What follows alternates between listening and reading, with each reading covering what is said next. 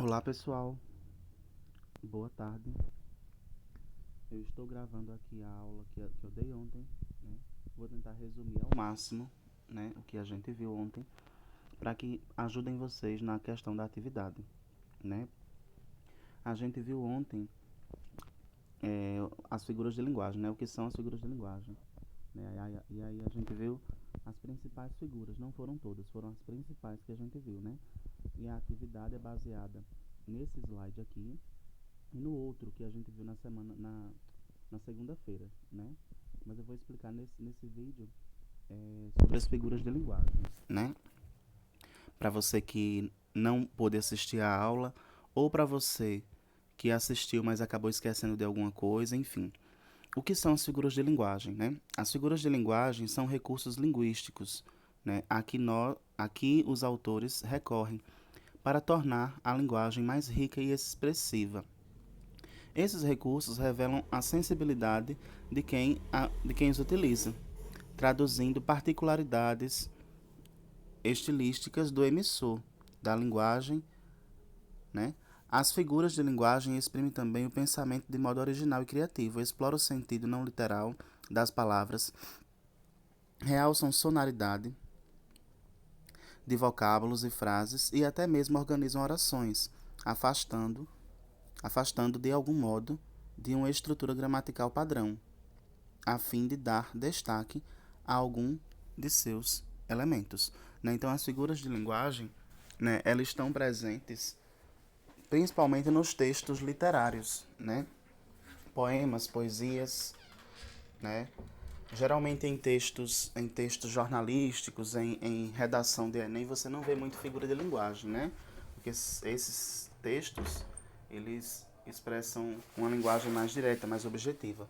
Já nas músicas, nos poemas, nas poesias, a gente vê muito essa questão das figuras de linguagem, né? Então elas são muito importantes porque elas podem emocionar o leitor, né? Elas deixam a linguagem mais bonita, né? Uma coisa mais agradável de se ler, vamos dizer assim, né? Então, quais as principais figuras de linguagem, né? Nós temos no primeiro grupo a metáfora. E o que é a metáfora, né? A metáfora é o emprego de uma palavra ou expressão com um sentido diferente do usual, a partir de uma comparação subentendida entre dois elementos, né? Então, a metáfora é como se fosse um tipo de comparação, né? Por exemplo, quando você diz meu pensamento é um rio subterrâneo, é como se você estivesse comparando o seu pensamento com um rio subterrâneo, tá certo? O outro exemplo, aquela menina é uma flor, né? Então é como se você estivesse comparando a menina com uma flor. Então na metáfora você utiliza dessa maneira, né? Mas você não pode colocar, por exemplo, o termo como, o termo igual a, o termo igual, por exemplo. Aquela menina é que nem uma flor. Aí já não é metáfora, aí já é comparação, tá certo? Meu pensamento é como um rio subterrâneo. Aí já não é metáfora, aí já é comparação, tá certo? Por exemplo, que é a outra figura de linguagem que nós temos aqui embaixo, ó, logo após metáfora. A comparação é bem parecida com a metáfora, gente, tá certo? A diferença é que a comparação se realiza por meio de palavras ou expressões comparativas presentes no enunciado. Então, sempre que você vê uma frase com o termo como, igual a, que nem, tal qual ou etc., isso é uma comparação. Por exemplo, olha só no exemplo acima. No exemplo acima da metáfora, eu tenho o seguinte: aquela menina é uma flor. Aí isso é uma metáfora. Mas se tivesse aquela menina é como uma flor, aí já não seria mais uma metáfora, seria uma comparação. Porque, ó, se tiver um desses termos, como, igual a, que nem ou tal qual, aí já não é metáfora, é comparação, tá certo? Então aquela menina é uma flor, é uma metáfora. Agora se eu digo aquela menina é como uma flor, aí já não é metáfora, já é comparação por conta desses termos aqui, tá certo? Olha o exemplo que tem na comparação. Os homens se matam como percevejos, né? Olha o como aqui, tá certo? Isso é uma comparação por quê? Por conta desse como aqui. Os homens se matam igual a percevejos, seria também uma comparação. Os homens se matam que nem percevejos, né? Então também como, igual a, que nem, tal qual ou outro, aí já não é comparação, já é metáfora, tá certo? Que são figuras de linguagens diferentes, apesar de serem um pouco parecidas nessa questão da comparação. E aí a outra figura de linguagem que nós temos é a metonímia, né? E o que é a metonímia? Né? A metonímia é a substituição, a troca de uma palavra por outra, quando entre elas existe uma contiguidade ou vizinhança de sentidos, que permite essa troca, né? Então são palavras que permitem que eu troque uma por outra, né? Que são, apesar de terem sentidos diferentes, né? Elas se assemelham, vamos dizer assim. Quando, por exemplo, você diz, eu adoro ler Machado de Assis. Na verdade, você adora ler o livro de Machado, né? O livro que ele escreveu. Mas aí você diz, eu adoro ler Machado de Assis, porque permite o, o, o contexto da conversa permite que você diga, né? Eu adoro ler Machado de Assis, né? Sendo que na verdade você gosta de ler o livro que ele escreveu, não ele, né? Quando você diz, por exemplo, ela bebeu a garrafa inteira, né? Na verdade, ela não bebeu a garrafa, ela bebeu o líquido que estava dentro da garrafa. Mas a gente consegue compreender a mensagem sem prejudicar o sentido. Então, na metonímia, é justamente essa troca, essa substituição de uma palavra por outra, né? Desde que entre elas haja uma contiguidade, ou seja, uma vizinhança. Por exemplo, se eu digo, fui ontem à festa e bebi todas as garrafas. Ou seja, eu não bebi a garrafa, eu bebi o líquido que estava dentro da garrafa. Deu para entender, eu acredito, né? Então você troca um termo por outro sem prejudicar o sentido da frase. É a metonímia, tá certo? E a antíntese? O que é a antíntese? A antíntese é o uso das palavras ou expressões de significados opostos, com a intenção de realçar, né, de reforçar a força expressiva de cada uma delas. Né? Por exemplo, é, é como se numa frase você falasse, em uma só frase você falasse uma palavra e o oposto dela, na mesma frase. Né? Por exemplo, alto e baixo, gordo e magro, feio e bonito. Sempre vai ter uma palavra e a coisa que seria oposta a ela. Por exemplo, ele estava entre a vida e a morte, ou seja, vida é o oposto de morte, morte é o oposto de vida. Então observe que tem o oposto aí, vida e morte. Minha vida é cheia de altos e baixos, observe que tem o alto e o baixo. Então poderia ser qualquer outra frase, né? Magro e gordo, que é o oposto, né? Feio e bonito, que é o oposto, né? Grande e pequeno, baixo e alto, né? Enfim, são diversos os exemplos. Ou seja, na antíntese sempre vai ter numa frase é, elementos que são opostos a outro, né? Alto e baixo, gordo e magro, feio e bonito e assim por diante, tá certo? Isso é antíntese. O outro é o eufemismo. O que é o eufemismo? O eufemismo é uma maneira de suavizar, de deixar mais suave uma notícia ruim, uma notícia desagradável, né? De tornar mais leve, né? Por exemplo, quando alguém morre e você vai ter que dar a notícia para um parente, você tenta suavizar para não ser tão para não ser um baque tão forte para a pessoa, né? Então veja o exemplo: a pobre mulher passou desta para uma melhor, né? Ou seja, significa que ela morreu. Ou então quando você diz: sua avó foi morar, o seu avô foi morar com Jesus Cristo, né? Ele agora descansou, ou seja, você não chegou e disse direto, ele morreu. Você chegou e suavizou, tentou suavizar a informação para não ser um ataque tão um baque forte para a pessoa, né? Então, o eufemismo é uma forma de deixar mais leve ou mais suave uma notícia desagradável, uma notícia ruim, né? E não só em questão de notícia ruim assim, relacionada à morte, mas também de outras coisas. Por exemplo, um aluno que foi reprovado e o professor vai dar notícia para ele. Ele pode dizer, olha, desta vez você não se deu bem nas provas, né? Tente novamente ou estude mais pro ano que vem, enfim. Então,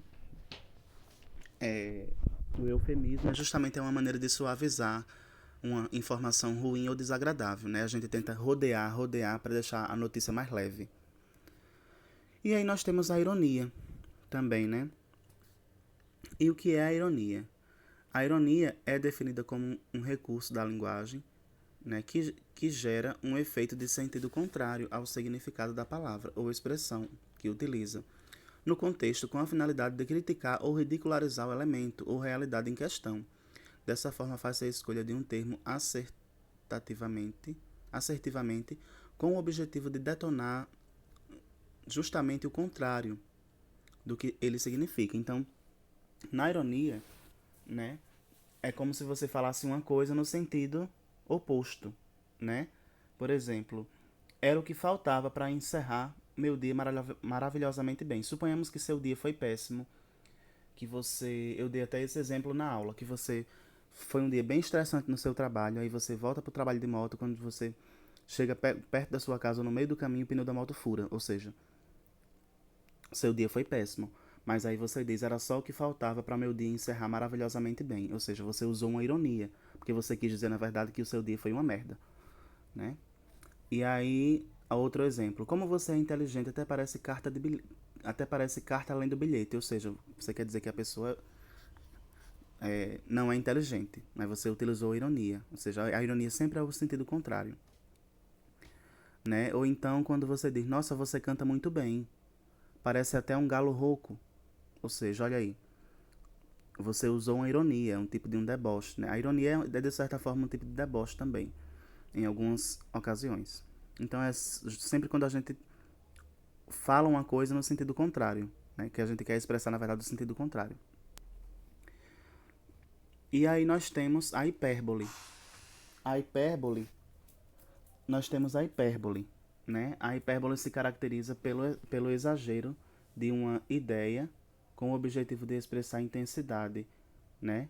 É uma figura de linguagem construída através do uso intencional de uma palavra ou expressão, exagerada em si mesma, ou pelo uso de um termo que é exagerado em relação ao contexto, né? Ou seja, na hipérbole a gente usa um termo exagerado. Por exemplo, suponhamos que você está esperando alguém para ir para uma festa, por exemplo, e vocês marcaram para ir naquela festa, sei lá, às 9 horas da noite. E aí a pessoa chegou meia-noite e você desde 9 horas estava esperando lá. E aí quando a pessoa chega, você diz: "Poxa, eu tô aqui esperando há séculos e você só veio chegar agora". Ou seja, você utilizou um exagero na palavra para indicar essa hipérbole. Então a hipérbole é sempre que você indica um exagero é uma hipérbole. No exemplo aí, ó, o professor demorou um século para entrar na sala, ou seja, você quis dizer na verdade que ele demorou para entrar. Mas não é que ele tenha passado um século, porque um século é muito tempo. Você quis dizer na verdade que ele demorou para entrar na sala, mas você usa a hipérbole para demonstrar exagero em intensidade naquilo que você quer falar, porque a pessoa demorou muito para chegar, por exemplo, né? E aí nós temos a prosopopeia e a personificação. Na prosopopeia, que também é conhecida como personificação, né? É, essa figura de linguagem é o ato de atribuir características humanas a algo que não é humano, né? As coisas inanimadas ou que é abstrato, né? Então, na, na, na personificação, né, que também é chamada de prosopopeia, a gente atribui coisas, sentimentos, características humanas a coisas que não é humano. Por exemplo, se eu olho para uma cadeira e digo essa cadeira está triste, né? Ou seja, a cadeira não é humano, mas eu atribuí uma característica do ser humano que é ficar triste à cadeira, que é um objeto, né? Por exemplo, o Rio São Francisco grita por socorro. O Rio São Francisco não é um ser humano, né? E eu atribuí uma característica que é gritar ao rio, né? Então, é justamente a personificação, né? Prosopopeia, como vocês queiram chamar, que é justamente o ato de atribuir uma característica humana a alguma coisa que não é humano. Pode ser objeto, pode ser uma fruta, enfim, qualquer coisa que não é humana. A prosopopeia é justamente isso, né? É o fato de eu atribuir características humanas a coisas que não são humanas, no caso, né? E aí nós temos o segundo grupo, né? Eu vou tentar resumir aqui. O segundo grupo de figuras de linguagem, nós temos a primeiro o polissíndetro. Né? O polissíndetro se caracteriza pela repetição. Opa, deixa eu voltar aqui. Pela repetição, né, de um determinado conectivo entre palavras ou expressões. Geralmente, para identificarmos um polissíndetro, temos que notar a repetição das conjunções ou dos conectores, principalmente o conector é ou nem.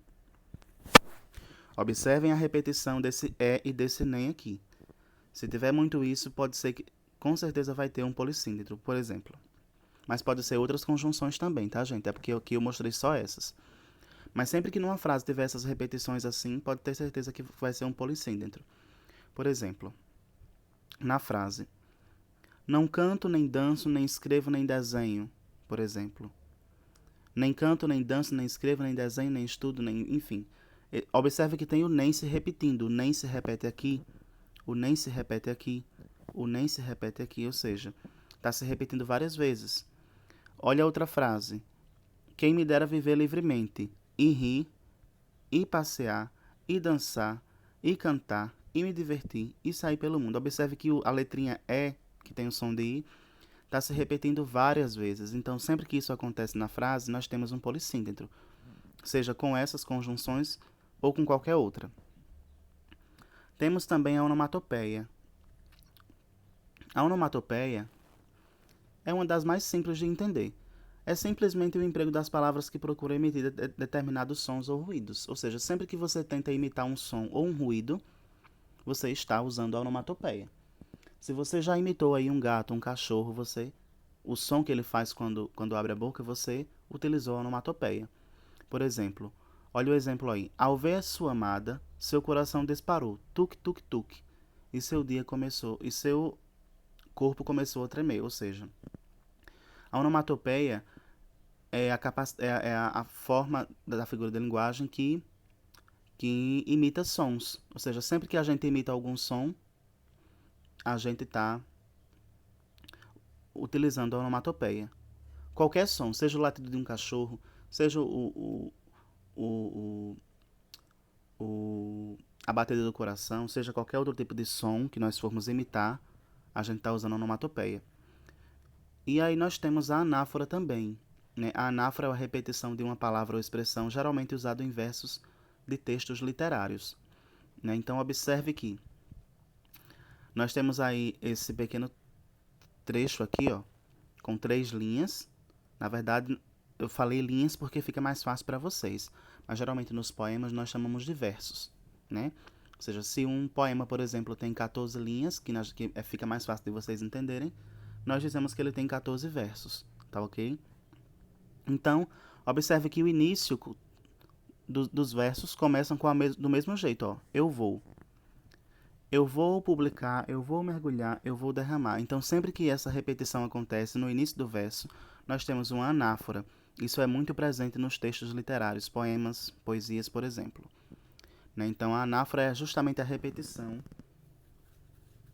de termos, de palavras, no início do verso, assim, em poemas. Aqui eu tenho o exemplo de eu vou, mas pode ser qualquer outro, desde que seja repetido, ok? Nos versos. Nós temos também a aliteração, né? A aliteração é a sequência de um conjunto de palavras no qual uma consoante,